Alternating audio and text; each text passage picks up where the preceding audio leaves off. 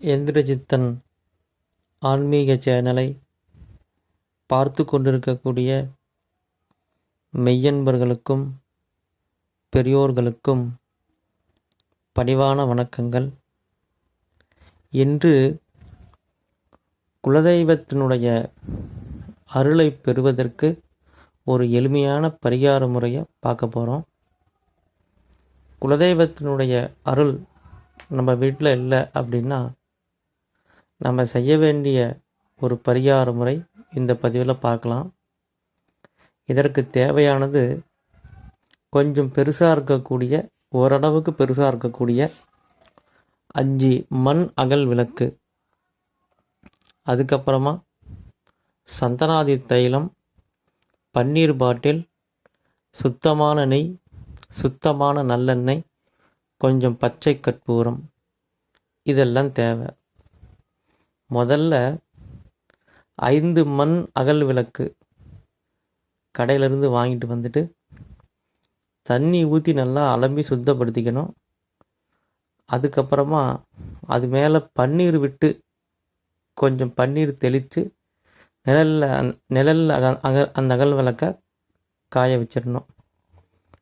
பன்னீர் விட்டு சுத்தம் செய்த அந்த அகல் விளக்கை நிழலில் காய வச்ச பிறகு, வெயில் படாத இடத்தில் காய வச்ச பிறகு அந்த விளக்கை எடுத்து தயாராக வச்சுக்கணும். அதுக்கப்புறமா சந்தனாதி தைலம், நெய், நல்லெண்ணெய், இது 3ஐயும் சம அளவு கலந்துக்கணும். இதில் கவனிக்க வேண்டிய விஷயம் என்னன்னு கேட்டிங்கன்னா, நல்லெண்ணெயும் நெய் ரொம்ப சுத்தமானதாக இருக்கணும், கலப்படமில்லாத பொருளாக இருக்கணும். சந்தனாதி தைலம் நமக்கு சுத்தமானதாக நாட்டு மருந்து கடைகளில் கிடைக்கும், நம்ம வாங்கிக்கலாம். இதை 3ஐயும் கலந்துக்கணும். வாழைநார் தண்டு திரி, தாமரை தண்டு திரி, இதுவும் கடையில் கிடைக்கும், நாட்டு மருந்து கடையில் கிடைக்கும். வாழைத்தண்டிலிருந்து எடுக்கக்கூடிய திரியும் தாமரை தண்டிலிருந்து எடுக்கக்கூடிய திரியும் 2ஐயும் சேர்த்து திரியாக திரிச்சிக்கணும்.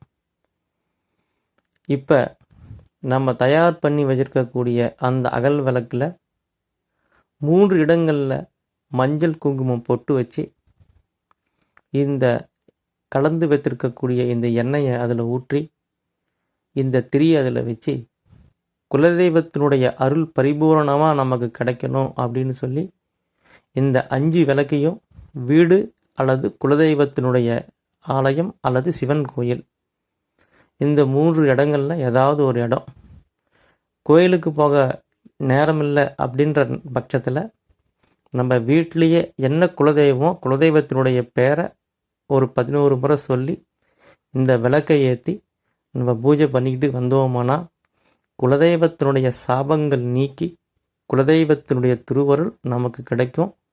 என்ன குலதெய்வம் அப்படின்னு தெரியாதவங்க கூட இந்த விளக்கு வழிபாடு செஞ்சுட்டு வரும் பட்சத்தில் அந்த குலதெய்வம் என்ன அப்படிங்கிறது நமக்கு தெரிய வரும். இந்த விளக்கு ஏற்றின பிறகு கொஞ்சமாக பச்சை கற்பூரம் பொடி பண்ணி கொஞ்சமாக ஒரு சிட்டிகை அளவு அந்த எண்ணெயோடு கலந்துடணும். விளக்கை ஏற்றிட்டு குலதெய்வத்தினுடைய பெயரை 11 முறை சொல்லி அந்த பச்சை கற்பூரம் கொஞ்சமாக அந்த விளக்கோட எண்ணெயில் கலந்துடணும்.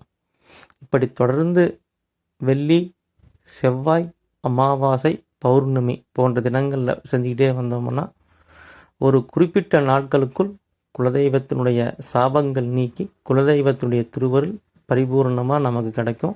இது ஒரு அனுபவ ரீதியான பரிகாரம், குறைந்த செலவில் நிறைவான பலனை தரக்கூடிய பரிகாரம். எல்லாரும் இது செஞ்சு சிறப்படையுமாறு அன்போடு கேட்டுக்கொள்கிறேன். நன்றி.